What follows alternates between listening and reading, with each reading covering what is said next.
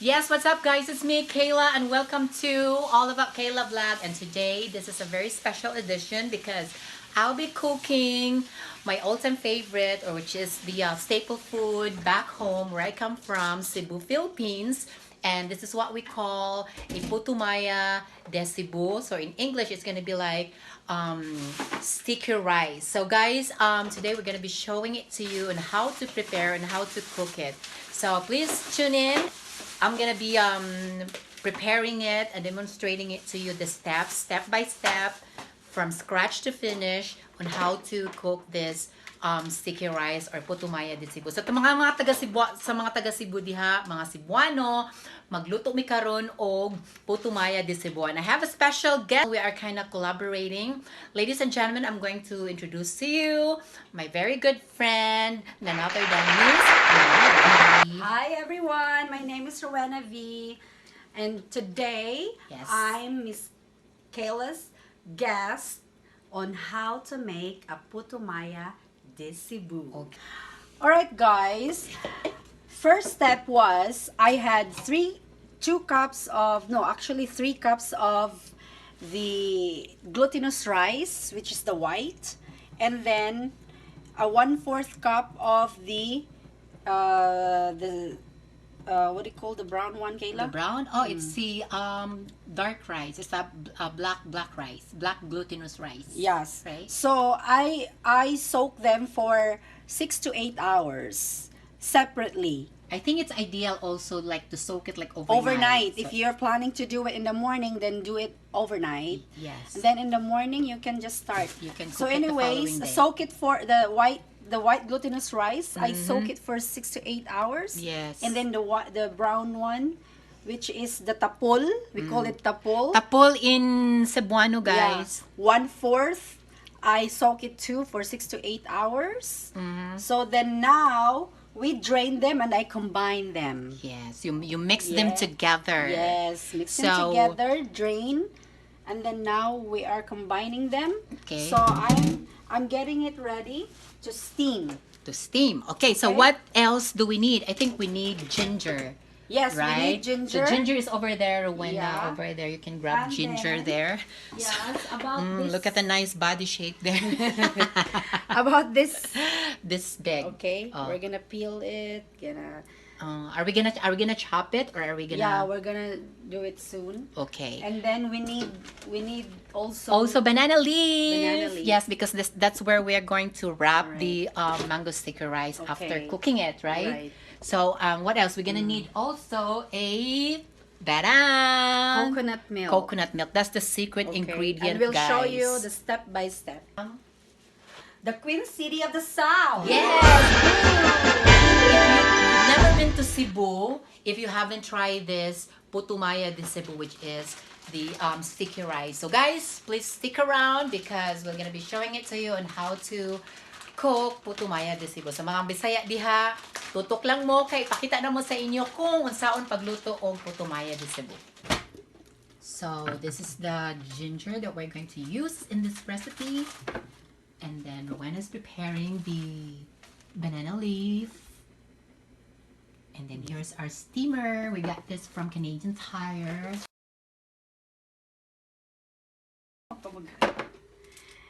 Alright, we're preparing the banana leaf.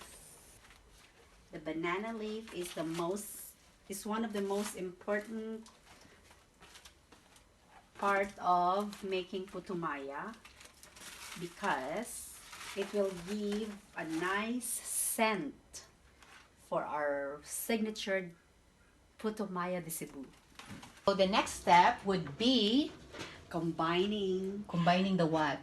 the glutinous rice. Okay, so i-combine po natin yung malagkit at saka yung Malagkit din yun. malagkit, di ba yung black Glutinous rice? white at saka yung tapol, the Tapol. brown So one. no, not the brown, the black one. Yeah, black. Right, so i-combine po So, natin yeah. yan. So atong i-combine mga kabisdak diha, no? So ayan, Alright. amo nang isulod sa steamer kay i-steam na namo Yeah. siya. Now Okay. we're gonna put it on the steamer. Right? Like that. Okay. Okay. So Alright. this is going to be ready for steaming. This is the first steaming, guys. Okay, so how many steaming that we're going to This is the have first. in this process? This is the first steaming process. Okay. Okay. So now we're gonna put all the ginger. Okay, show them Just the put ginger. one Papakita mo sa here. kanila yung ginger. One. Baka mamaya chinacharot mo lang sila. Char, Okay, ayan. two. Nahulog pa. Two. Yan. Maybe. So, hindi namin about huhugasan this- guys about kasi mas this masarap size. yung may may germs About na konti. 4 of this Char. size. Char Okay, lang. put it in. Okay. Alright. So now, we're gonna close it. And steam it for half an hour. Half an hour steaming time for the Diba? first Oh, phase. Because okay. there are 2 phases of steaming, right? Yeah. Okay, one phase is... Alright. So 30 minutes. Half an hour, we'll leave it for half an hour steaming. Kami day gamit pa day di. Para makakaon ko kay di ba ako makakaon basta ko laig ka kuan. Lain nga. Ano day bahaw ang asukar day. Tamis ba na? Hala, asukar gani nani asukar nga Organic tabang. man. Basta organic, kung may lasa. Hulon. Hala, nanguta na siya tamis ba ko nung asukar day. Unsa na ni day? Nani para ka asukar day? Oh, Okay, at this time, guys, we're going to the mixture. So, what are the mixture, Rowena? We're gonna be mixing the Alright. following. Alright, so we left the first step of steaming. While we were steaming for half an hour, we are going to mix the coconut milk. So we need 2.5 coconut milk. Yeah, so kailangan natin after steaming for 30 minutes, guys. So kailangan na nating i-mix yung coconut milk. Nandito na yung coconut milk. 2.5, and then 2.5 cups of coconut milk. And then 1/3 or 1/4, depends how sweet do you want Yeah. your putumaya is. yeah, so it depends on you guys. yeah. Kung gusto niyo matamis-tamis, you can put more. 1/3 of a cup Yes. of sugar. For us, we're using the healthy brown The healthy sugar. one, which Yeah. is the natural turbinado sugar. Yeah. So now we're gonna mix it into the 2.5 cup of coconut Yes, milk. there it is. So now we're gonna need the salt, guys. Yes, so 1 teaspoon of salt is right here. Alright, 1 teaspoon of salt. Kailangan natin ng teaspoonful of Table salt. salt. Ayan na. Okay, ingat tayo, baka 1 teaspoon. Patay. Nasaan na ba yung 1 teaspoon? Nandyan. Ayun. yan. Tapos diba? lagay na natin dyan sa Alright. mixture So natin. now, stir until Tapos it's all dissolved. stir lang para ma-dissolve Dissolve it. properly. So, hindi na natin kailangan pang Yeah. Right from the, okay, so earlier, we were steaming, the first step of steaming the glutinous white rice, and also the brown glutinous rice together. We were Black steaming it rice. for half an hour. Yung So tapol, while you were steaming it for an hour, you're gonna do this process. yes, you're And gonna gonna prepare the mixture of and then you set coconut. aside. So now our first steaming is ready. So now we're going to We're gonna start are we gonna go Yeah, for we're- the next steaming, which is we're gonna mix it. we're gonna steam it for how long again? We're gonna mix it first. Okay, mix muna natin siya, mga Mix. kababayan. Alright. So, ayan na, minimix see? na natin yung Yeah, the first step of steaming half an hour. Now it's done. So we're gonna mix it to the the mixture that we just Yeah. made. Ayan na. diba? Potumaya di Cebu. Mm. So we're gonna mix it nicely. Okay. So guys, we're gonna do it slowly but surely. Malinis ang kamay. Kailangan malinis sa mga kamay para walang Sigurado. mawawala. Para siguradong malinis. O, di ba? O, diba? Bongga. Ayan na. Alright. So we're gonna mix. Diba? Just Mix natin ng it. mabuti.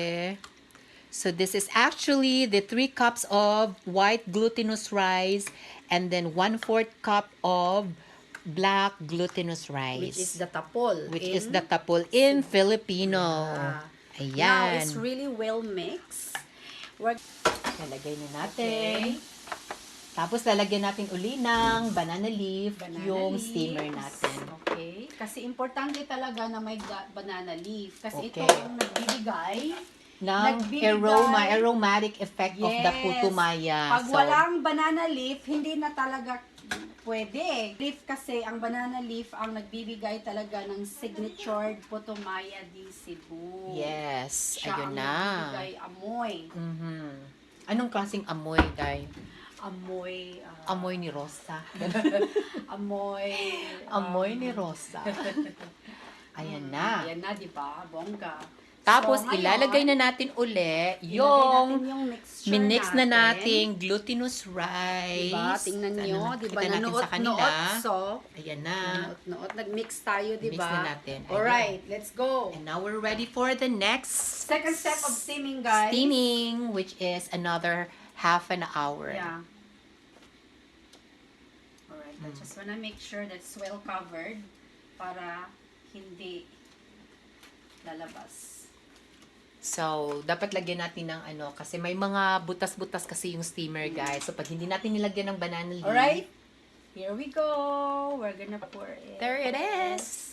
That's the final Final phase. Oh, The diba? final step of steaming the putumaya di Cebu. And now, the machine is not on. So, parang hindi na yun. Ngayon, i-on na natin. Yes. Another half an hour. Half an hour. So this is a timer. So Yes. it's okay. Let's leave it for half an hour. So, we'll see you guys in half an hour at makikita nyo See po you ang guys. resulta ng aming authentic putumaya di See you Cebu.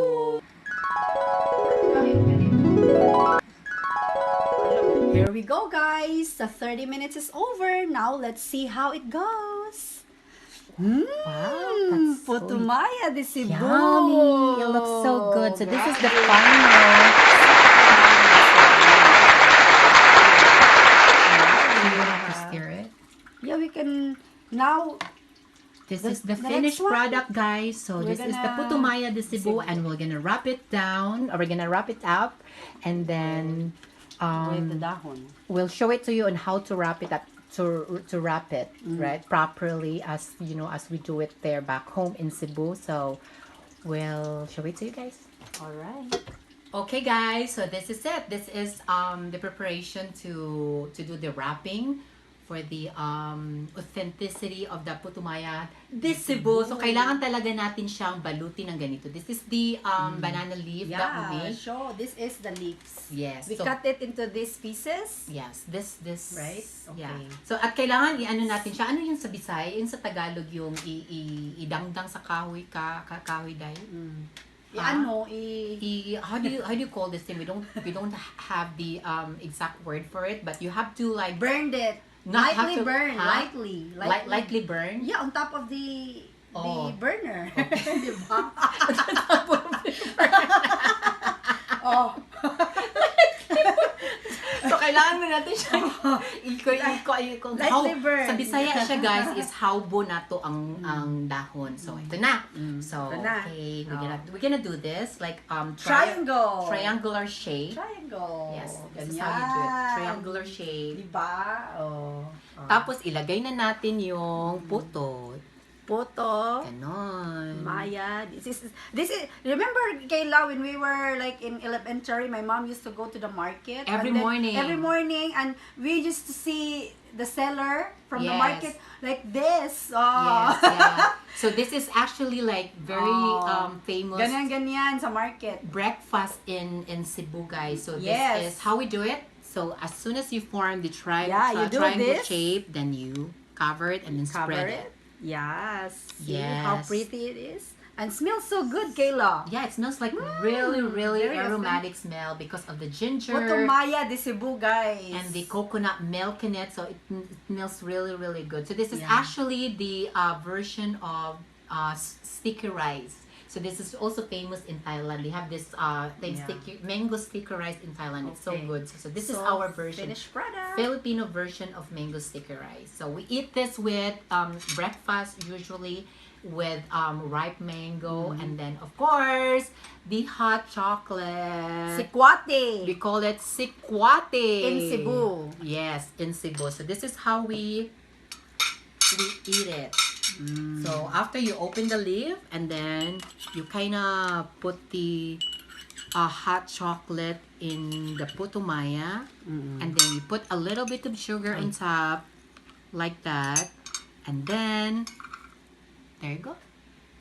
Lami. Oh my god, Super sarap. it's really good. It really reminds me of, being a kid, being In a Cebu. little girl in Cebu. We always like ask We our grew mom. up. We grew up with this delicacy. in Yes, we Cebu. always, we always ask our mama always wake up early in the morning just to get this putumaya because Alright. when you go there in the market and it's late, you cannot buy anything because everything is sold out.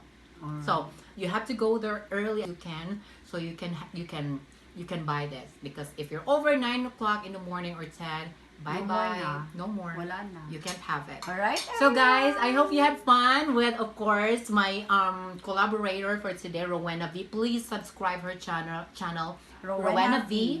And of course you have Facebook page as well. Would you like to invite them? Ano bang Facebook ko, Kayla? Yeah. The same, Rowena V.